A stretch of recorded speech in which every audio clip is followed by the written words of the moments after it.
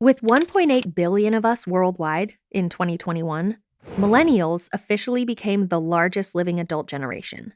There's only one generation that has seen such large numbers before this, a cohort of people all born in the aftermath of World War II, otherwise known as the baby boomers. I am a millennial, and chances are, if you're watching this video, you are too. And although I believed I was acutely aware of the many ways in which millennials differ from their boomer counterparts, from thoughts on marriage to housing and even climate change, I wasn't so consciously aware of the boomer attitude towards careers and employment. That is, until I found myself working for one. While boomers are typically near retirement age, they're working longer than previous generations, with some adopting new ways to stay relevant in an ever-changing workplace.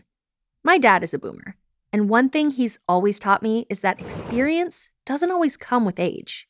He regularly works with younger people in his field, combining his learned skills with their fresh takes on tired strategies, often reaping the rewards together as a team. But while some boomers are open to learning from younger generations, seeing their employment as opportunities to help their businesses adapt and grow in exchange for their guidance and mentorship, others are under the impression that simply hiring younger people to work for them will have the same end result as nurturing mentor-mentee relationships. I interviewed for a job that admittedly sounded a little weird and out of the ordinary, but it proposed a lot of personal growth among responsibility and decision-making.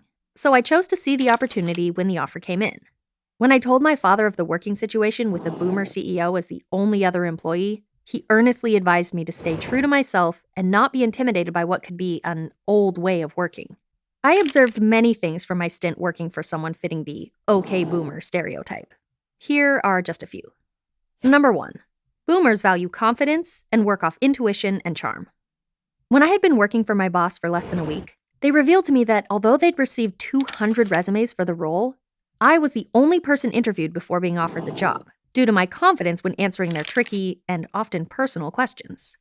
Whilst flattering to an extent, it did start to make me question other scenarios where my boss's intuition was guided more by the charm, grand gestures, and sometimes utter flamboyance of our pitches, rather than the actual quality.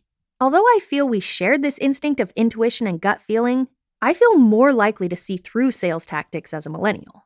We've been constantly bombarded by them through most of our lives, particularly on social media, and so take more time to assess from all angles before committing to the shiniest proposal. Number 2. Boomers believe age plus authority equals experience. Working for my boomer boss was often like the scene from Matilda, where Mr. Wormwood says to his daughter, "I'm smart, you're dumb, I'm big, you're little, I'm right, you're wrong, and there's nothing you can do about it." Though I'm not implying I was intellectually superior to my boss in the way Matilda clearly was to her father, it was still very frustrating to work with someone who had less direct experience with the projects we were working on, but would insist that being 30 years my senior was reason enough to routinely cut me off mid-conversation. This happened embarrassingly on more than one occasion in front of clients, making me feel dumb, little, and wrong. Number 3. Boomers believe you should just be grateful for a paycheck. When I first started working with my boss, I had to regularly clarify what my role was. Generating ideas, meeting with clients, helping build a company from the ground company was what I was hired for. Booking taxis, organizing their home office, pandering to their children, I was not. When I had a frank chat with my boss, although they took these points on board and my role started to form into what I had originally applied for, my boss also reiterated the belief that it didn't matter what I did, I still got paid at the end of the month.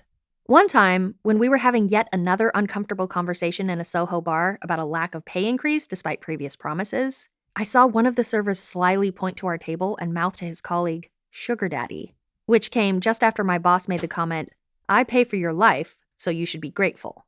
Which, among many toxic comments, leads me to my final learning. Number 4. Boomers don't care what people think about them. Way past the age of midlife crisis, my boss had reached a milestone that I think we all hope to reach one day, but is particularly synonymous with the boomer generation. They do not care what anyone thinks of them.